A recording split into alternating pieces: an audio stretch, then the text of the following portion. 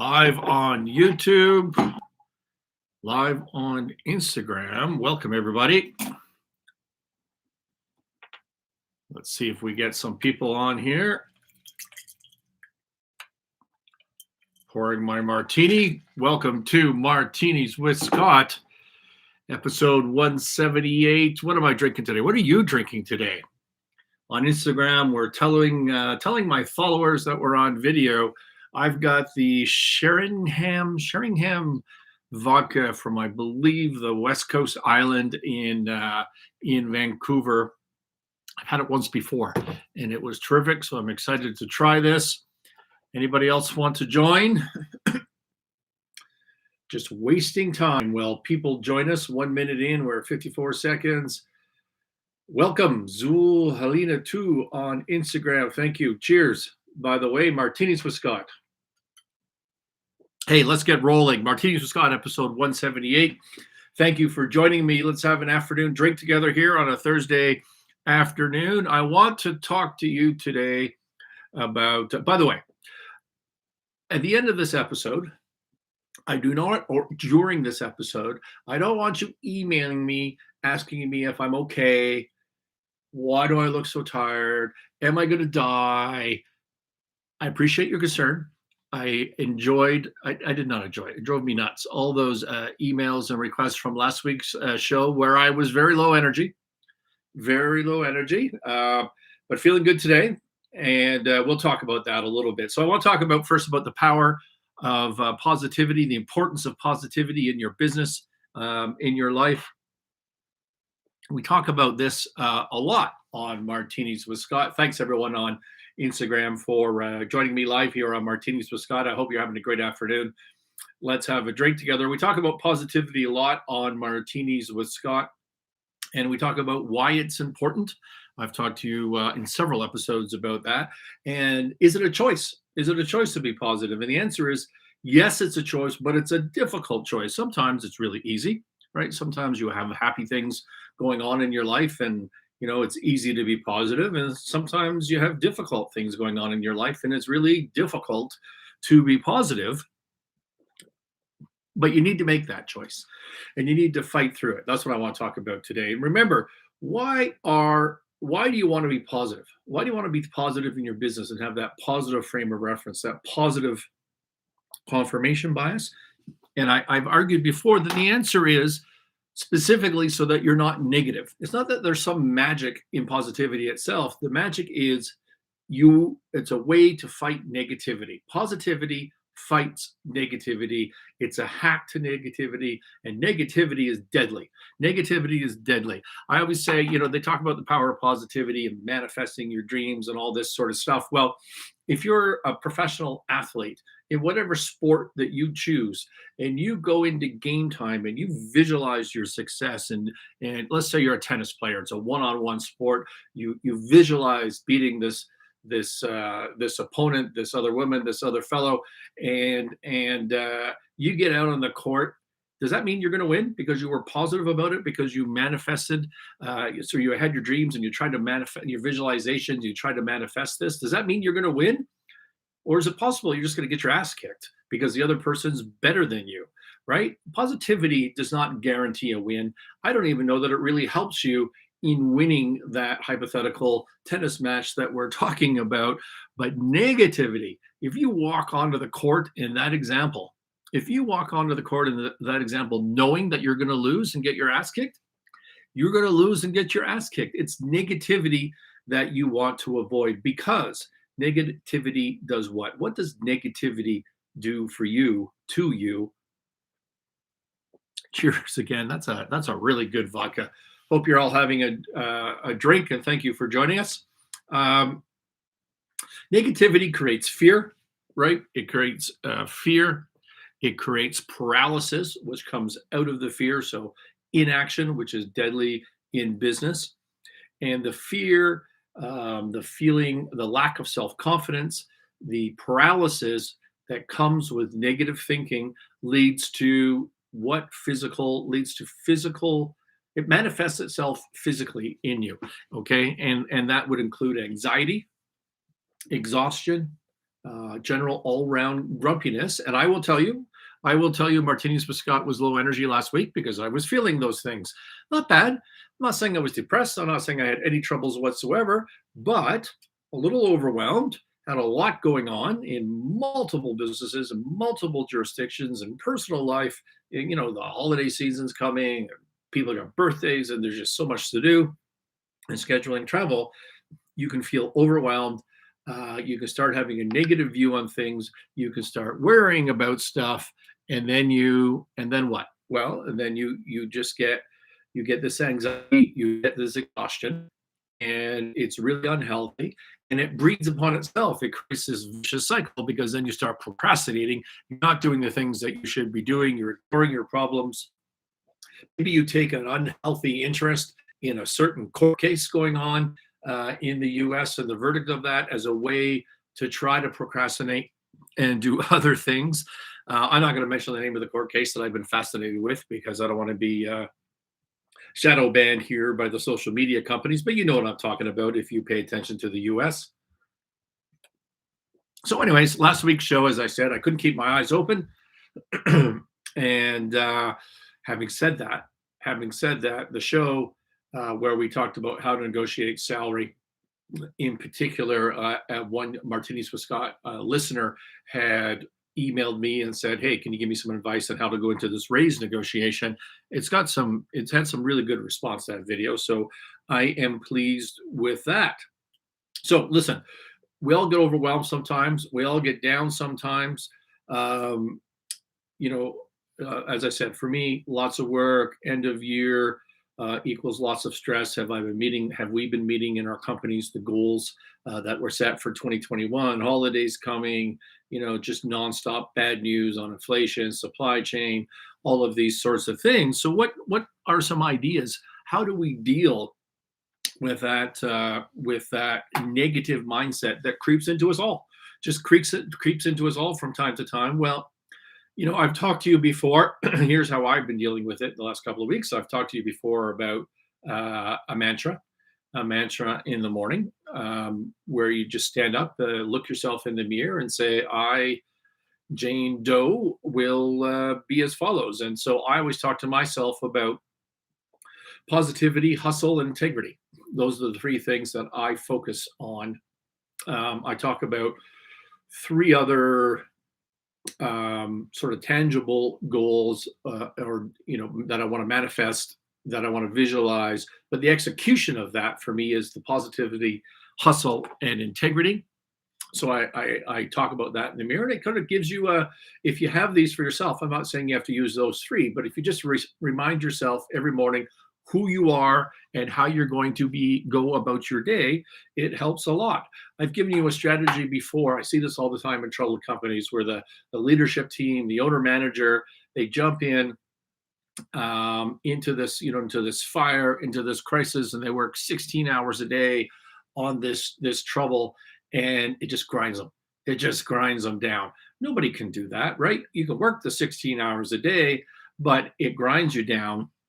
And so, notwithstanding that I told my assistant Ashley here that I would be live on the air, she continues to WhatsApp me nonstop so that I get messages popping up.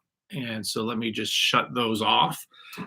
Anyways, it just grinds you down. So, what is one way that you might handle that? And I've suggested to you that if you just pick 2 hours a day where you're most productive and you're most mentally able to deal with the shit that you have to deal with, and then just pound through those 2 hours or an hour and a half or 2.5 hours, whatever you're mentally capable of, because I guarantee you that you could do the same amount of work in those 2 hours at your most productive time of the day as you could be doing in 12 hours.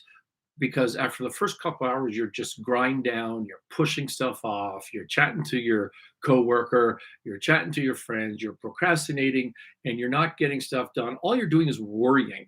If you just focus for the 2 hours a day on the bad shit, push through it, get it done, and then stop, and then stop. And then for the rest of your day, if you're working a 10-hour day, you've spent 2 hours on negativity, spend 8 hours on the things that made you interested in your business to begin with. Focus on the positive things. Focus on big picture stuff that makes your business or your life better. Break up your day that way, and that's a hack. That's a hack to negative thinking that I've used and that I work with clients.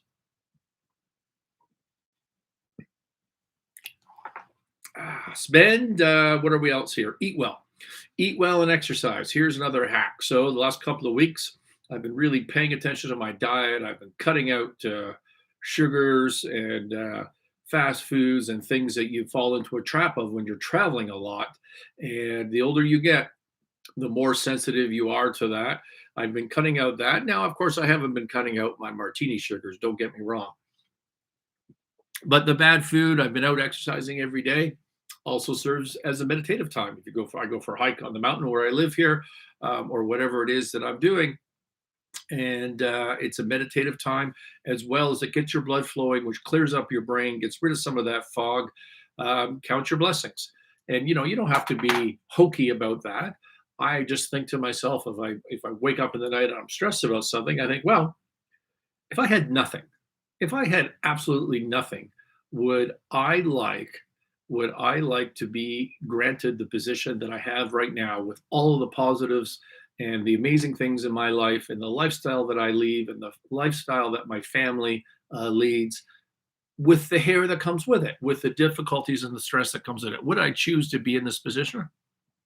Obviously, obviously, I would choose to be in this position if the option was nothing, to not have this position. And so, suck it up. That's kind of the point of the counting your blessings. It's never as good as you think it is, and it's never as bad as you think it is. And today we're talking about how to fight the negativity. And fight, here's a big one: fight to control your agenda and be uncompromising on that. And when you have so many things going on, and so many pressures from your business, from your work, from life, from holidays, from friends and partners, right? Everybody's trying to get a piece of you. Everybody is trying to control your agenda and your time. And that's what personally, that's what I find the most difficult. And usually it works out, but there's times of the year when it becomes really difficult. And you just need to be tough. You need to fight that and recognize, it took me years to understand that that was actually the problem. The actual problem was that I was feeling like I had lost control of my agenda. I'm just spending my entire day spinning around, responding to other people and the things that they need, which I care about. I care about that for everybody, but you just can't do everything. Or there's a smarter way to go about your day to accomplish everything that you need to accomplish. You need to have control of your agenda, or you're just going to spin out of control. And there's your negativity. All right, a few hacks for you on the positivity negativity issue. And one of those I said was to spend sort of 80% of your time or whatever. After you've spent a couple hours on your negativity, start thinking about your positivity. What might be some things that you could work on this type of year to get your juices flowing again, to get excited? Well, here we are coming, we're in mid-November. We're in mid-November of 2021. And it's time for annual planning, right? Do you sit down this type of year in your business and do your planning for next year? Do you sit down this time of year in your life and start thinking about what is it do you want to accomplish in your life for next year? This is the time of year for me. Actually, I typically do it between Christmas and New Year's, but I wanted to get an early start because I needed something else to think about the last couple of weeks. And I'm just getting into it. But it gets your juices flowing again. As I said, in 21, when I did this in 2020, and don't forget, we were at the end of the global pandemic. I'm not going to say the C word again for fear of being continuously shadow banned on the social media for even mentioning a word. But in the end of in the middle of the global pandemic, or what I hope to be the middle, last 2020, I sat down. I think I've talked to you about this before on the show. Here were my goals for 21. I wanted to improve my internal controls. What does that mean? It means I just felt that we'd grown in my businesses so big, so quick, so varied in different jurisdictions that we just weren't our accounting wasn't right. We didn't have reconciliations done. We didn't have controls on this, that, and the other stuff.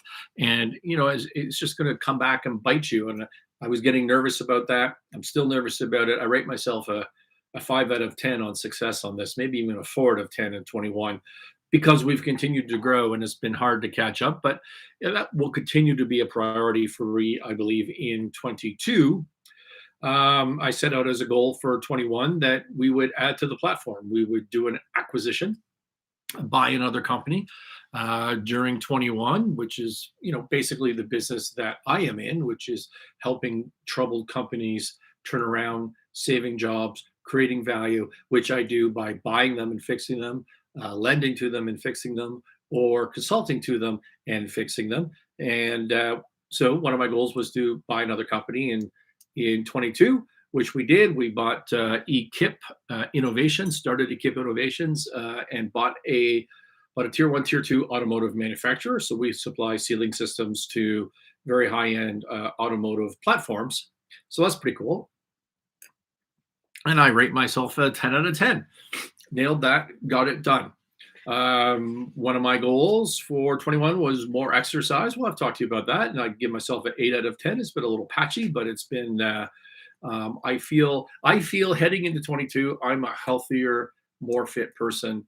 Even though I have a long way to go, not arguing that, but I'm a healthy, more fit person than I was in 2020, which is cool. And my fourth major goal for 21 was to build a D2C business, a direct to consumer. All of my businesses are B2B. So we're selling through intermediaries, through retail chains, through wholesalers, through distributors, what have you. And I wanted to build a more direct to consumer model as a backup, right? As a backup to our distribution. I think the world's going that way. Anybody in business knows that the world's going that way. And I rate my companies out of 10 on the D2C initiative, roughly 0. I think that we have just completely sucked on that. I think we've learned a lot, but not enough. I mean, that's 2 years in a row that I've rated myself a 0 on that. So it will be on my list for 2022. I'm not going to give up, and I have some ideas as to how we might skin that cat differently, as we might say. Sorry for those of you on Instagram that just heard that. So what are your plans? What are your plans for 2022? I'm working hard on mine. I'm going to let you know what they are when I have them finalized, as I always do on the Martinis with Scott channel here. Here's one thing I want to encourage you. If you're in business and you're working on your business plans, if you want rapid change, if you want to multiply your business way beyond where you are, you're an entrepreneur, you're trying to grow, don't turn this into a budgeting exercise. Budgeting's for losers. Budgeting is for large, stable companies that are trying to allocate resources to different departments who are just going to go about their own individual business plans. That's what a budgeting is for. If you're in a small business, if you're in a medium-sized business and you want to grow, if you did, I don't know, let's just make up a number. Let's say you did $2 million last year in revenue, and you had your expenses accordingly so that you could make a profit of whatever, 10%, call it $200,000. That's what you're doing in 21. And next year for 22, you go like, okay, I'm going to grow 10%. So I'm going to grow to $2.2 million in revenue, or I'm going to grow 20%. I'm going to grow 2.4 million in revenue. Well, what does that mean? Like, what does that mean? I mean, if everybody just executed 10% better, if everybody just executed 20% better, maybe if we put a little more money into our media, in our advertising, 10% more, 20% more, we're going to get that return. That's what it is. Has that fundamentally changed your business? Have you done anything differently to push your business to the next major level? It's a nonsense discussion. You're going to do those things anyways. That whole exercise of getting buy-in from your people on creating a budget, that whole negotiation about, oh, is that budget reasonable? I don't know. I don't think it's reasonable. I don't think I can meet that. Let's be conservative so we can meet our targets. That's just crap. It does nothing for you at all. What you want to do is dream a little.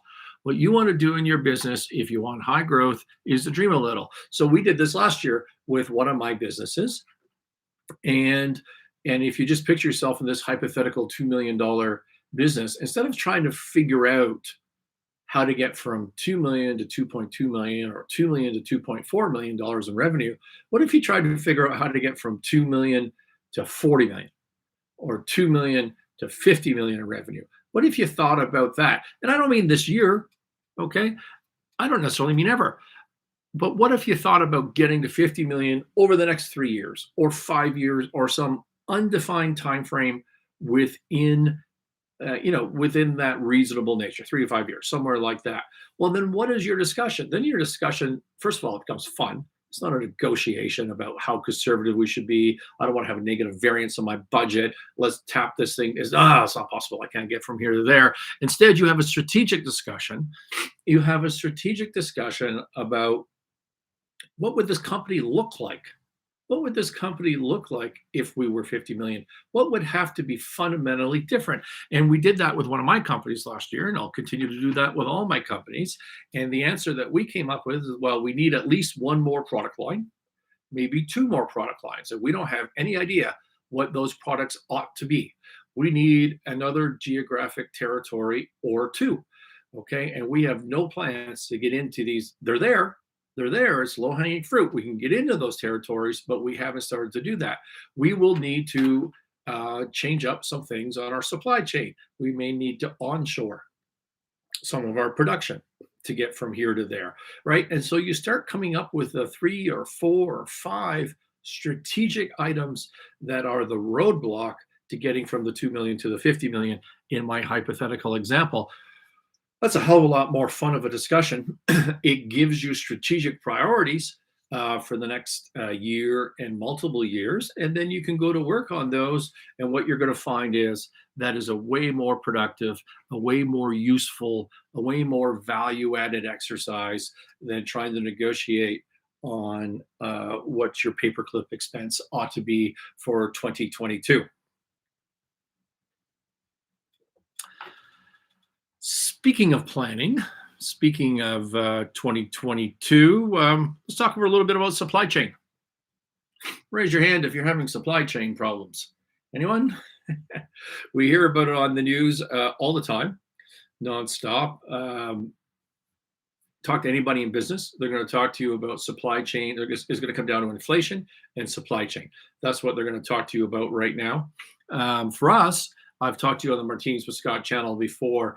At Navani Stainless, we were shut down for the Navani. People can correct me if I'm wrong, but for 5-6 weeks, mostly this summer, there was no stainless steel. Our suppliers were cut back from the mills.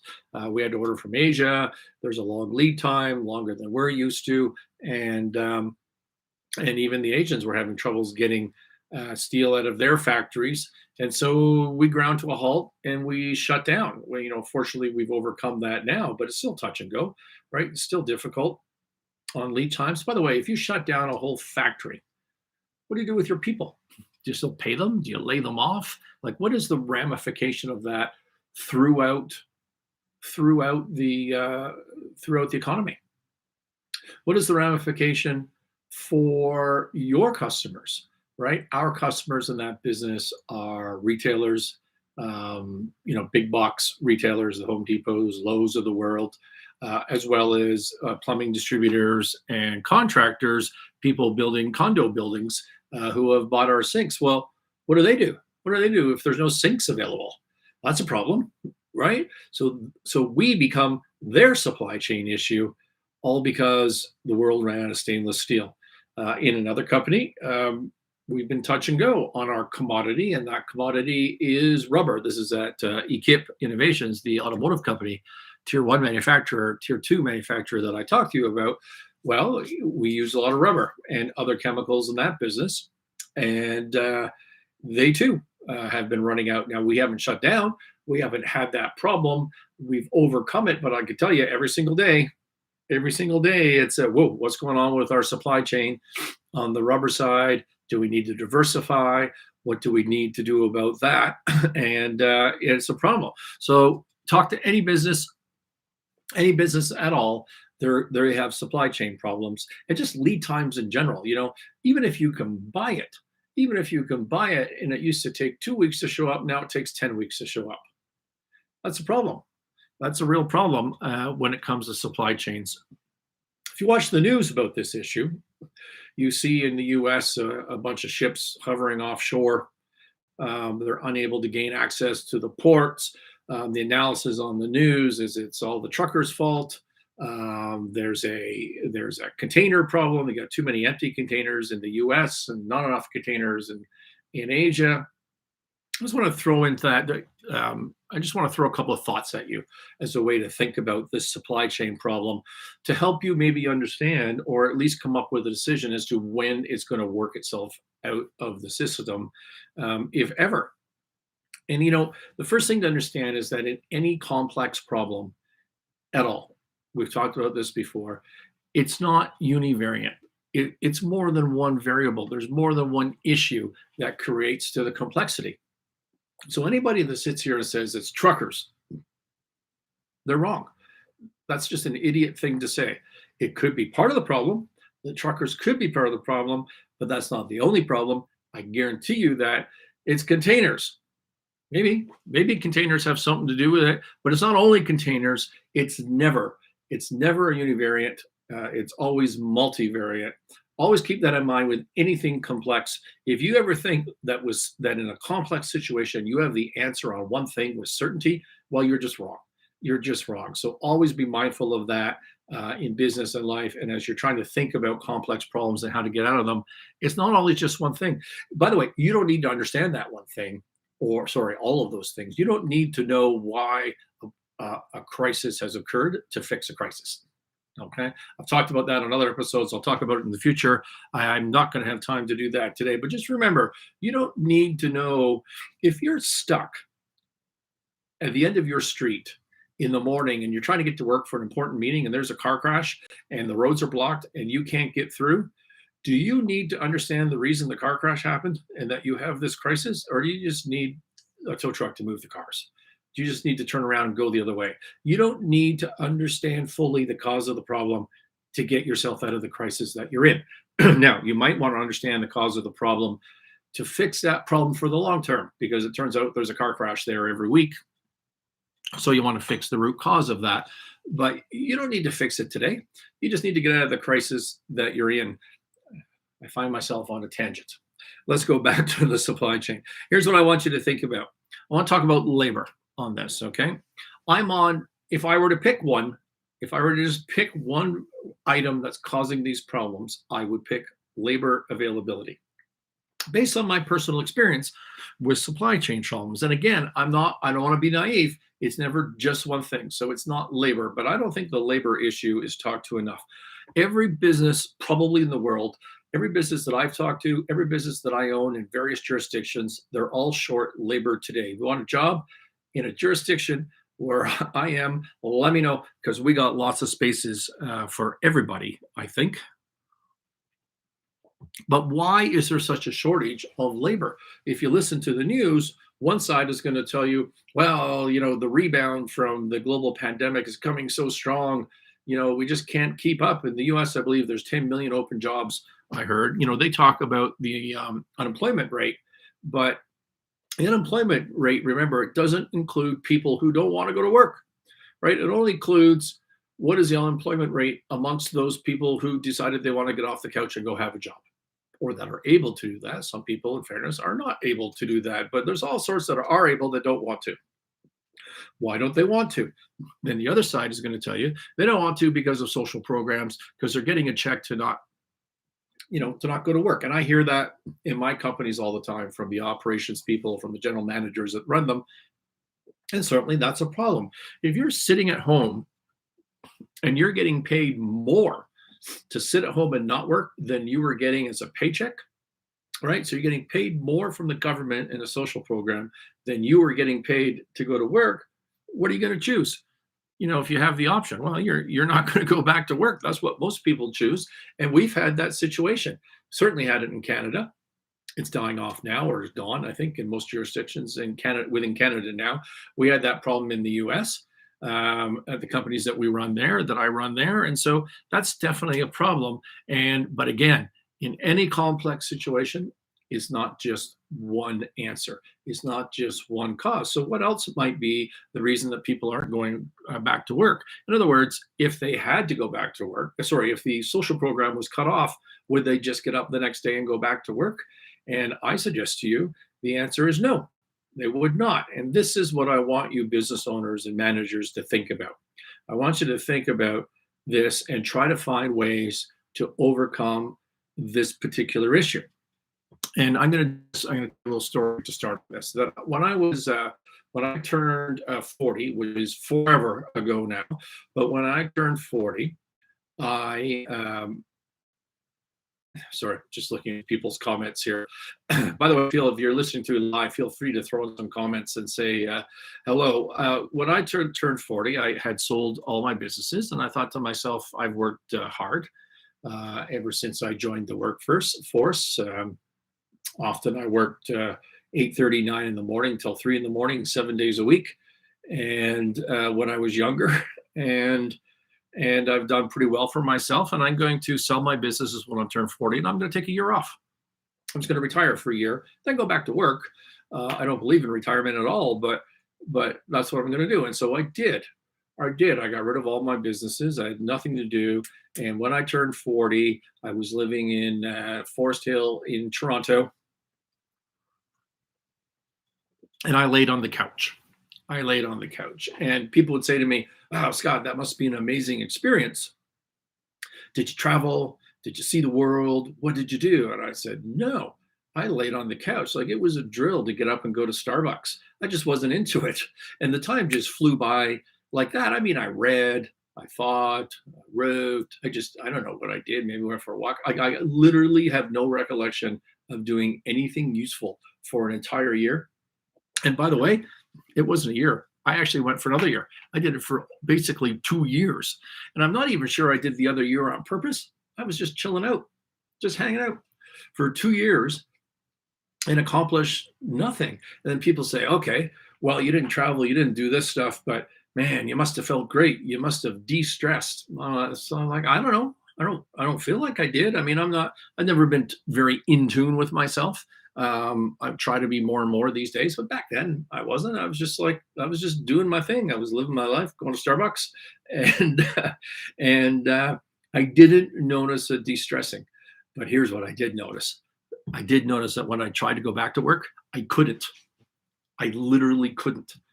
I was a guy, and I am a guy, that would work 16, 18, 20 hours a day, straight through weekends. I mean, I'm in my mid to late 50s now. I can't keep that pace anymore. But when I was younger, that's what I did. And when I tried to go back to work after 2 years off of just hanging out, I was good for about 3 hours a day. I was like an athlete that just tried to come out of retirement and go back, and had lost the base of fitness and competitiveness and edge. I was good for like 3 hours a day, and then I was exhausted. It took me a full year of work to get back to even a reasonable 8-hour day, not a 16-hour day, which I could do now. Not 7 days a week. I can't do it 7 days a week anymore. Not 16 hours a day, like a full year, just get back to 8 hours a day. It was nuts. And then I was thinking to myself, like, why is that? And it's got to be because the stress in your body, the training of your body, the training of your mind, you just lose all that. And you need to rebuild it like an athlete rebuilding for their sport. And then you think to yourself, well, how fucking unhealthy is that for you?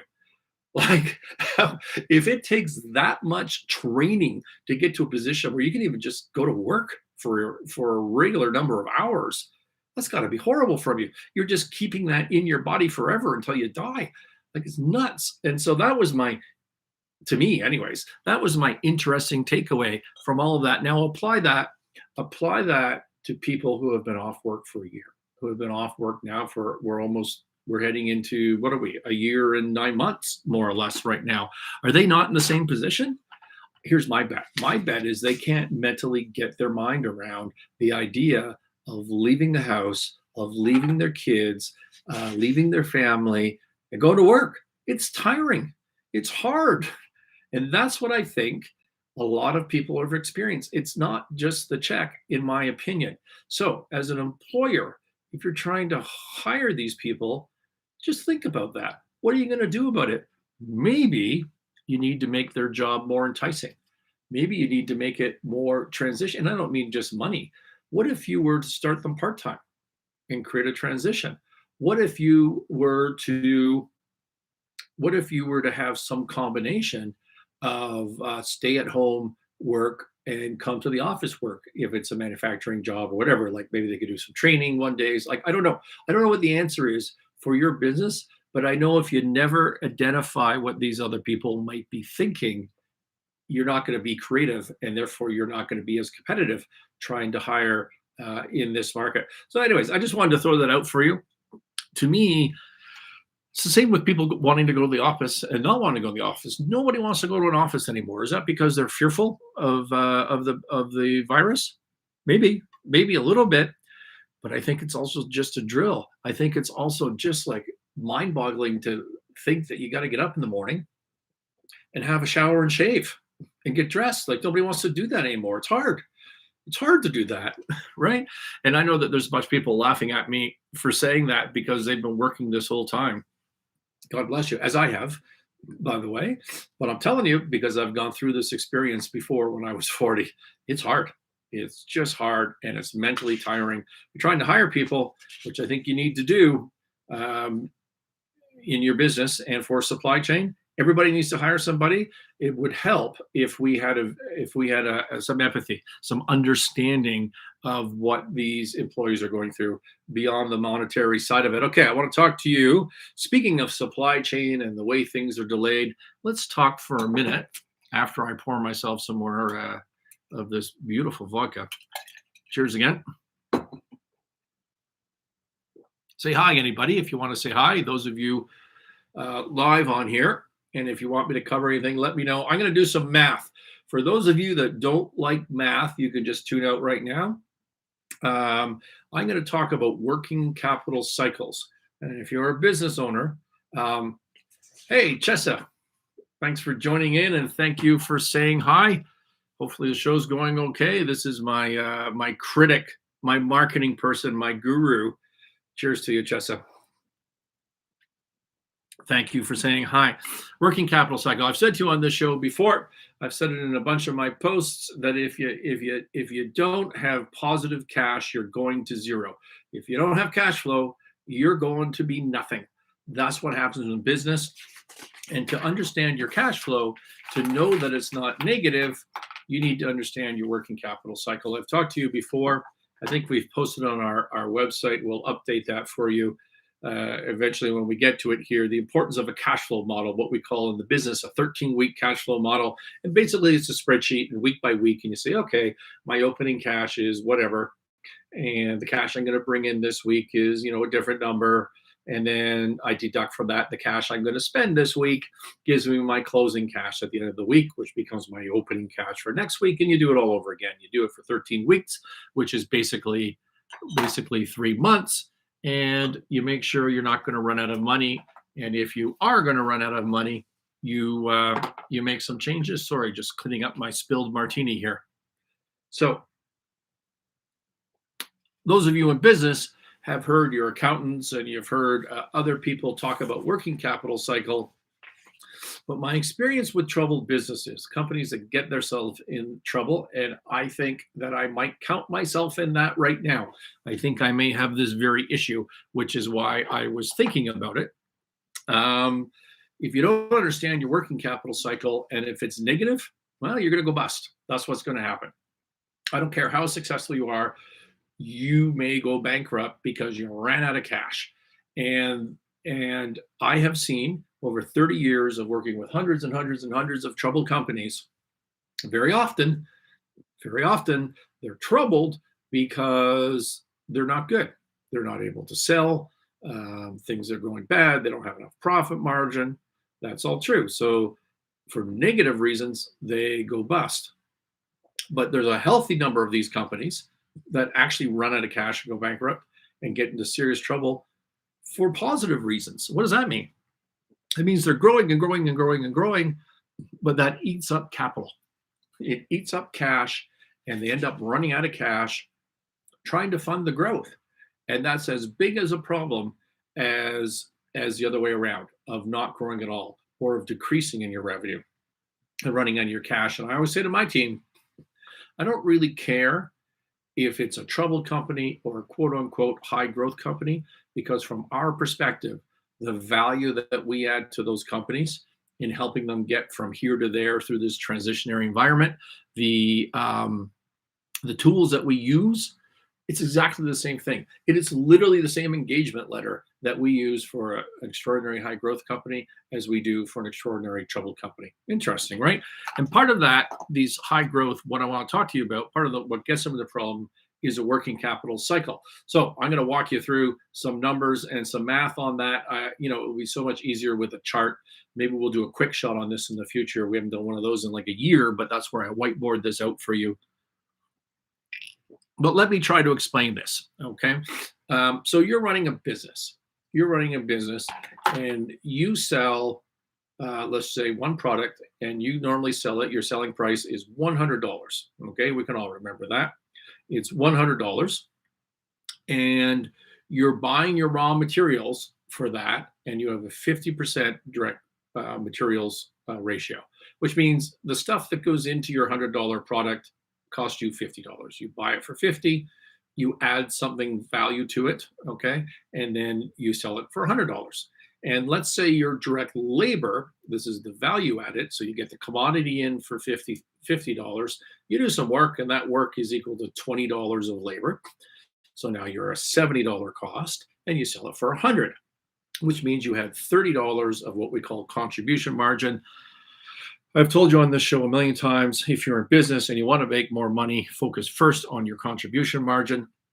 And in this case, your contribution margin is 30%. You made $30 over and above your variable costs on the product that you sold. It cost you $70. So direct materials and labor cost you $70, and your selling price is $100, is $30 in profit.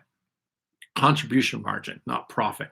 And then your overhead every month is, let's say, $21. And I'm gonna tell you why I picked such a weird number for that in a second, but $21. And so if you sell one unit a month, okay, you have $30 in contribution margin, and with that you pay your rent and your whatever overhead staff, and that costs you $21, and so you have a profit of $9, right? 30 minus 21 is 9, which is a 9% net profit margin, because 9 divided by your selling price of 100, and you sold one unit, is 9%, which is fine. I'd rather you have a 12%, 13% net profit margin, but we can live with a 9% profit margin. So your contribution margin is 30% and your net profit is 9%. You are a healthy, profitable business, right? Anyone disagree with this? Anyone want to argue with me so far on the comments?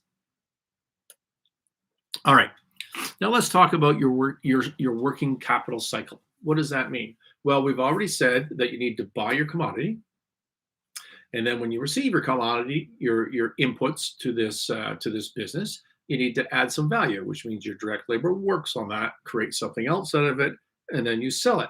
Okay, and so in our example, let's say that at time zero, okay, we're just starting from scratch in this business. We have nothing. And time zero, we send an order to, and let's say it's to Asia or somewhere else or anywhere with a lead time, and we say, okay, we want to buy our raw material. It's going to cost us $50, and you order up your raw material. Okay, and in 4 weeks, because there's a 4-week lead time, you receive that raw material. So at time zero, you put in the order. Time 4 weeks, you receive the order. Okay, then you spend 2 weeks doing the value add on that order. So 4 weeks to get the stuff, 2 weeks to work on it. So in 6 weeks, you now have a product to sell. And then let's say you sell it right away. Okay, so in 6 weeks, you've received your goods, you've manufactured something or done whatever you're going to do to add value, and you sell it. So 6 weeks. And when you sell it, you give your customer 45 days, which is 6 weeks, to pay you. So it took you from time zero, it took you 12 weeks, right? 6 weeks to sell it, to manufacture it and sell it. And then another 6 weeks to get paid. It took you 12 weeks to actually get paid. All right. So you start by ordering your raw materials, and 12 weeks later or 3 months later, you actually got paid for it. That makes sense? Okay. So that is a blueprint of a cycle. Okay. There's your cycle. Now, let's apply some numbers to that. So you order your materials, you order your $50 worth of materials, and that's at time zero, and you've committed to pay $50 for those materials, but you have no money.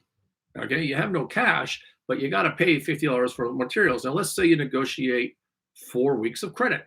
Okay, so I don't have to pay for it today. I have to pay for it 4 weeks from now. And 4 weeks is 1 month. And during that month, if you remember, you have 21. Oh, I got my math wrong. Let's just assume your overhead. I've given you the wrong number. Assume your overhead is $7 per month. Okay, $7 per month. And so in that period, because it was 1 month, 4 weeks, you've got $7 of overhead that you need to pay for, and you don't have any cash in the door, and you've committed to $50, which you have to pay at the end of the 4 weeks. So at the end of the 4 weeks, you're $57 short on cash. Everybody understand that? You're $57 short on cash at the end of the fourth week, which is when your raw materials show up. Now you work on those for 2 weeks, right? Remember, it took you 2 weeks after your materials show up. Now you got to work on them for 2 weeks. And during that period, you incurred $20 for the direct labor, right? So you're already $57 out of pocket. You incurred $27 for the direct labor. So now in the next 2 weeks, so now you're at $77 out of pocket. It is now your negative cash, $77, because I'm assuming that your $7 in overhead is paid at the end of the month, not midway through. So you're $77 out of pocket when you sell something, and then you don't get any cash in when you sold it because you granted people 45 days credit. So you grant them the 45 days credit. So another 6 weeks later, 45 days. So now you're in week 12. You collect the $100. Thank God I've got some money coming in. Okay. You collected the $100 and you had 2 more weeks of overhead, 2 more months of overhead, which is another $14. So all of that works out to, at the end of this cycle, you're up $9 in profit, which is where we started. Remember, we talked about the $9 of profit. So you're up to this $9 of profit at the end of the cycle. And that's great. That's great, right? And so everything's good with this company. Everybody agree? Everybody's agree? Now you were short because you had to spend, I think at this point we were $77 short at the end of week 6. But by the end of it, you've sorted that out. Is that all going to be good? Well, no, because what happens now? You haven't ordered for the next cycle, right? What you've done is ground to a halt in this business because you have a 4-week lead time. What are your people, when you order your raw materials, what are your people going to do when they're done the 2 weeks work? Well, they need new raw materials coming in. And so therefore, in week 2, you have to order again and start a new cycle. Does that make sense? You have to order again and start a new cycle, which means you're another $50 out. And at the end of the day, what you're going to find if you work through that math is you never, ever, ever get positive. Your working capital never turns positive. It has a high of $127 negative that you need to find a way to finance. But even when it all flushes out at the end of the cycle, you've got negative 41 million at a low. That's your best case scenario, $41 as a low. And so that's your best case scenario. And so you never ever get enough capital in that scenario. And you're just gonna go bankrupt. That's what's going to happen. Your only way out of that is to stop selling, or more specifically, stop ordering. That's your way to break that. So a lot of companies don't understand that. Most entrepreneurs don't understand it. I let me know in the comments if this made any sense to you at all. Maybe that was too complicated to try to explain without a chart or math, but that's what a working capital cycle is. And if you don't understand it, if you assume that profit equals cash flow, well, you're just wrong. You're just wrong. And in the scenario I gave you, the more you grow, the worse it gets. That just makes the problem worse because you're ordering more and more and it makes it worse. Okay. So, what are your options? How do you fix this? Well, first of all, you need to understand it. Okay. That's the first thing. The second thing you need to do is you need to think about changing your credit terms, right? How do you change your credit terms? Maybe instead of 4 weeks paid to the supplier, I could pay in 6 weeks. I could pay in 6 weeks, or I could have 4 weeks from the time of receipt as opposed to 4 weeks from the time of order, right? You can change it up that way, which basically buys you 8 weeks if you think about it that way. And so try to delay payments. Common sense. Try to accelerate receipts. Don't give your customers 45 days. Give them 30 days instead. Give them 15 days instead. Pay for cash up front in part, right? Try to pay later. Try to collect sooner. Have some equity. What is equity? Equity is what funds should be funding these working capital issues. That's what equity is for. Okay, so you need some equity. Get some bank financing. Bank financing is usually applied to accounts receivable, which is the 45 days. So I sold this good today. I didn't collect my $100, but I got $90 from the bank because I now have that receivable. And it's also applied to inventory, which is I bought these goods for $50 and I can finance that whole thing with the bank. So it's not out of pocket. So you can play with, you need a working capital line, talk to your bank about that. You need to understand the cycle, how negative it is, how you might turn it positive.